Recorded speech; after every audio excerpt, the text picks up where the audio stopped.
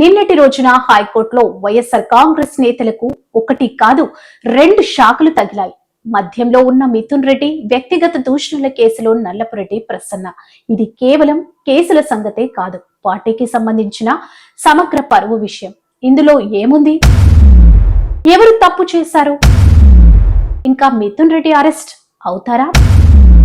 పూర్తి డీటెయిల్స్ మీకోసం. హైకోర్టు నిన్న మద్యం స్కామ్ కేసులో కీలక అభియోగాలు ఎదుర్కొంటున్న వైఎస్ఆర్సీపీ ఎంపీ పెద్దిరెడ్డి మిథున్ రెడ్డికి ముందస్తు బెయిల్ నిరాకరించింది. సిట్ ఇప్పటికే ఆయనపై లుకౌట్ నోటీసులు జారీ చేసింది. సిట్ చెబుతోంది, ఈ మిడిల్ మెన్ డీల్ కి మిథున్ రెడ్డి కేంద్ర బిందువుగా ఉన్నారని, కంపెనీలతో సంప్రదింపులు, డబ్బుల ట్రాన్సాక్షన్ లో ఆయన పాత్ర స్పష్టమని అంటున్నారు. ఇప్పుడు ఆయన్ని అరెస్ట్ చేయడం తథ్యం కావచ్చని విశ్లేషకుల అభిప్రాయం.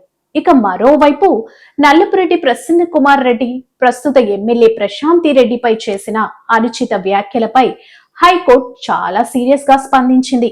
ఇది మహిళా సభ్యురాలిపై చేయాల్సిన వ్యాఖ్యలేనా అని నిలదీసింది. రాజకీయ ప్రత్యర్థులపై విమర్శలు చేయడం వేరే, వ్యక్తిగత జీవితాన్ని కించపరచడం వేరేనని హైకోర్టు వ్యాఖ్యానించింది. పబ్లిక్ ఫోరంలో మాట్లాడే నాయకుల మాటలకు హద్దు ఉండాలన్న సందేశాన్ని ఇచ్చింది. ప్రభుత్వం, వైఎస్ఆర్ కాంగ్రెస్ పార్టీలో కొంతమంది నాయకులు విపరీతంగా రెచ్చిపోతున్నారు. కొడాలి నాని, రోజా, వంశీ ఎవరికైనా ఓ భాషా నిబంధనలు ఉంటాయని ప్రజలు చెప్పడం మానేశారు.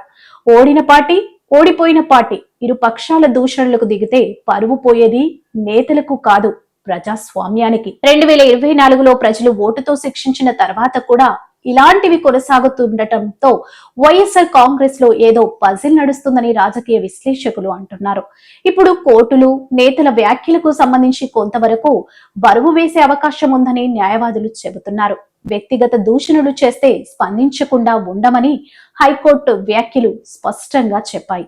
ఇది ఒక రకంగా ఇతర నాయకులకు కనువిప్పు కావచ్చు. ముఖ్యంగా మిథున్ రెడ్డి అరెస్ట్ ఎప్పుడు? ప్రసన్న కుమార్ రెడ్డి వ్యాఖ్యల కేసులో తదుపరి ఏం జరుగుతుంది? పార్టీలో మాటల పటాసులకు ఎప్పుడు బ్రేక్ పడుతుంది? ఈ అన్ని అంశాలపై మీ అభిప్రాయం ఏంటి? కామెంట్ చేయండి. ఇలాంటి రాజకీయ విశ్లేషణలు DR ఫోకస్ ఛానల్ ని సబ్స్క్రైబ్ చేయండి. బెల్ ఐకాన్ నొక్కండి.